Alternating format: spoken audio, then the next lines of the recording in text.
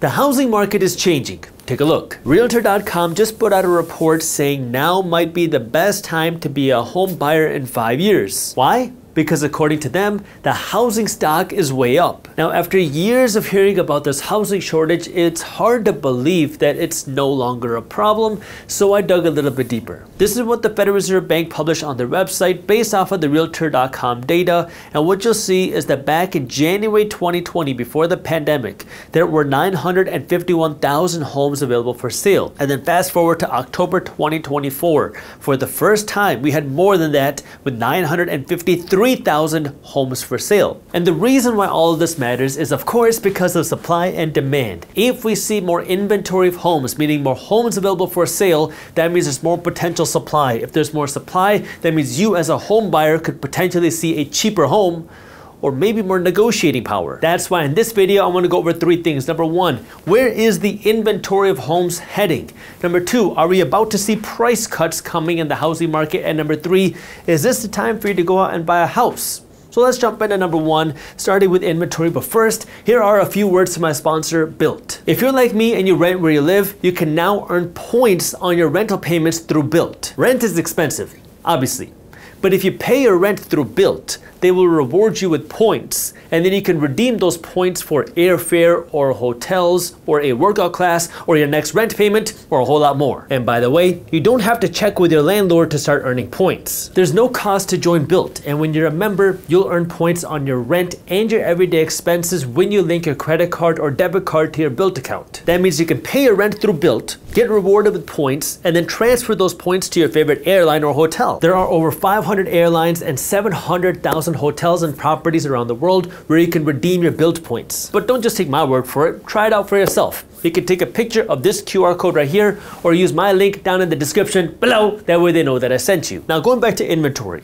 There's roughly 4.3 months of inventory on the market, according to the latest data from the National Association of Realtors. And the reason why that matters is because this is the longest stint of 4+ months of supply in 5 years. Now this had me curious. What's causing this larger supply of homes available for sale? Because still, if you look for a home, you might not feel like there's that much inventory. Yeah, it's more than where we were last year, but it still doesn't feel back to normal yet. So let's take a look at new construction for homes. This is a chart showing new residential housing starts, and what you can see is we haven't seen a drastic rise in new residential builds. So if we're not seeing a huge jump in new construction, then what's causing the larger inventory? 2 reasons. Number 1, we saw a surge in people that listed their home for sale, and number 2, homes are sitting on the market for longer. Realtor.com says that we saw a surge in September listings because people wanted to take advantage of lower mortgage rates. If you own this house right here and you currently have a 3.5% mortgage, well, if you were to sell and move into a new house and you have to get a 7% mortgage, that's a steep hike. And you might not want to sell your house unless there's a big reason, because then you have to take a big hit on your mortgage payments.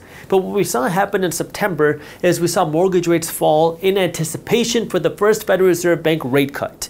And in that month of September, we saw mortgage rates fall to just below 7%. And this, according to Realtor.com, is why we saw a surge of people that listed their homes for sale in September, because they said, I have this low mortgage rate right now, and if I get a new house, this is not as big of a jump as going from 3.5% to 7%, so we're more likely to sell our homes. And that's what we saw happen in September. Today, at the time when we were recording this video, was a little bit different because now we have mortgage rates back up to around here, the 7% number. So the question is, what's gonna come next? Are people gonna still feel comfortable selling their homes because they're just sick and tired of waiting? Or are people gonna hold off on selling their homes even longer? That's part 1. But the second part to this is we're also seeing homes sit on the market for longer, which is increasing the inventory of homes, because even if a lot of people are not selling their homes, if a few people here and there are listing their homes for sale, those start to add up if the original homes are not being sold. The market is moving at a snail's pace, with homes spending 58 days on the market on October, the slowest October since 2019. So based off of that data, it looks like we have seen a rise in inventory of homes, not because we've seen a whole lot more homes being built, but because we have seen homes sit on the market for longer, and we saw this surge of people that listed their homes for sale in September. Now the question is, going forward, are people gonna still feel comfortable listing their homes for sale? Or are people gonna wait it out? We're not gonna know that until it happens, but that's something you're gonna wanna keep your eye on. But now that brings us to where we are here in terms of housing prices. According to this Realtor.com report, home prices are getting slashed. Take a read. The percentage of homes with price reductions was 18.6%. What's more is the overall share of inventory with price cuts is 2.2% higher than the share seen between October 2017 and October 2019. That means we're seeing more homeowners cut the listing prices of their homes, and there are more homes on the market today that are having a price cut than we saw back before the pandemic. Now, does that mean that we're seeing a huge price drop? No, not necessarily, because you got to remember that between 2019 and today, we've seen housing prices rise by 50 to 65%, and you have a lot of homeowners and a lot of realtors that are listing homes for sale at very high prices.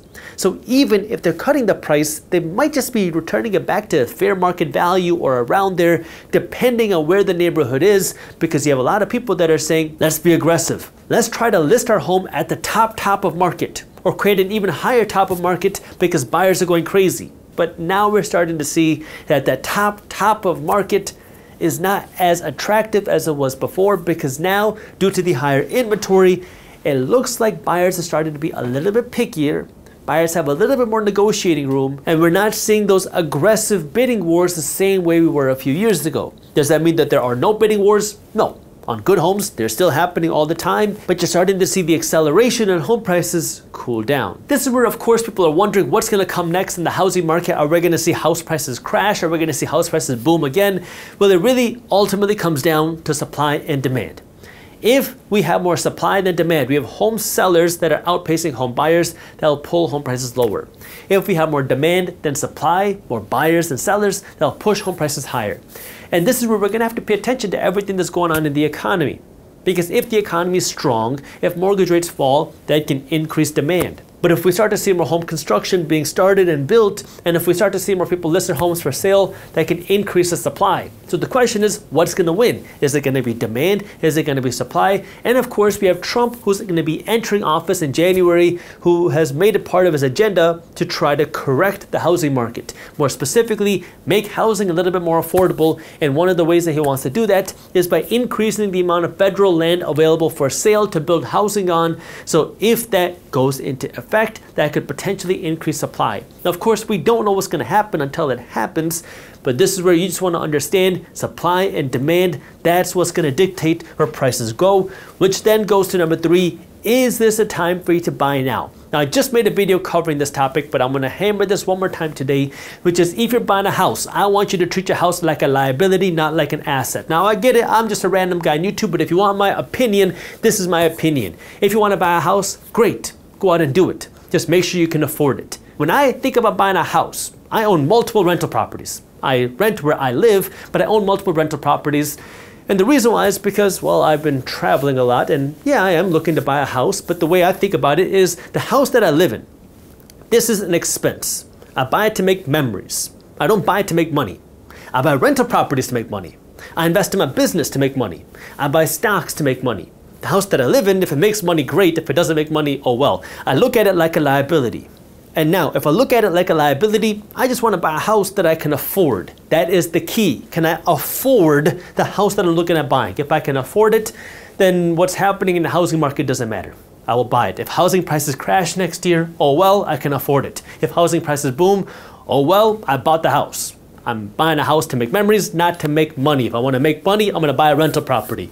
So now, when I have that mindset, that means I want to afford 3 things. Number 1, I want to afford the down payment. Number 2, I want to afford the monthly payment. And number 3, I want to afford the move-in costs. The down payment, I want to have at least 20% to put down cash. I know housing prices are expensive. It is hard to have 20% down, but if you really want to be able to afford it, you gotta have 20% down. Number 2, you gotta afford the monthly payment. The way I look at it is 75, 15, 10. For every dollar that I earn, 75 cents is the maximum that I can spend. 15 cents is the minimum that I invest. 10 cents is the minimum that I save. So I can only spend 3/4 of every dollar that I earn. And out of that 75 cents, I have to be able to pay for my mortgage, my property taxes, my insurance, my groceries, my vacations, my clothes, my food, and everything in between.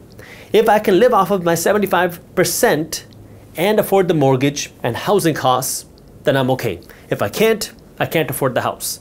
Because the mistake that I see so many people make is they buy a home so big, they no longer have money to save and invest because they think that they're building wealth by building equity in this home. When in reality, if you're getting a 30-year fixed rate mortgage, the first 14 years and 8 months of your mortgage, the majority of your monthly payment are going directly into your banker's pocket with interest. So if you're paying $3,000 a month, in year one, you build almost no equity. Almost all of that money, almost every dollar of the $3,000 a month that you're paying to your banker is going into their pockets with interest. It isn't until year 15 that now half of your mortgage payment is going to build equity in your home. And if you refinance before then, you start the process all over again. Now, I'm not against you buying a house. I just want you to make sure you're doing it the right way. You never hear of people talking about, I built wealth because I paid off my home. It can help you be financially free. I want you to pay off your home because now you don't have to worry about your mortgage payment. But here's the problem. Most people get into this mindset of, if I just pay off my home, this is my wealth. When in reality, if you look at any wealthy person, they became wealthy because they invested in stocks, built a business, or invested in real estate. It's not because they paid off their home. That is the added bonus. So if you can pay off your home, great, but make sure you're also still investing your money. And then number 3, make sure you can afford the move-in costs. That means paying to move in, paying for the movers. That means paying for any upgrades. If you're going to upgrade the kitchen, the bathroom, finish the basements. And if you're going to be buying furniture that's expensive, factor that cost in there. If you can afford a home, great, go out and buy a house for yourself. If you can't, then put more money aside until you can have more money to go out and buy that house that you can actually afford. Because the last thing I want for you is you go out and buy a home too big, and now you realize it's a money pit, and you no longer have money to save or invest or build your wealth because all of your money is going into your banker's pockets. The IRS just released their new tax brackets for 2025, which is why in this video, I want to go over what these new tax rates look like so you know what to expect. And then I want to go over how you could potentially pay less money in taxes legally. This is what the tax rates look like. These are the numbers if you're filing as a single person. These are the numbers if you're filing married and jointly.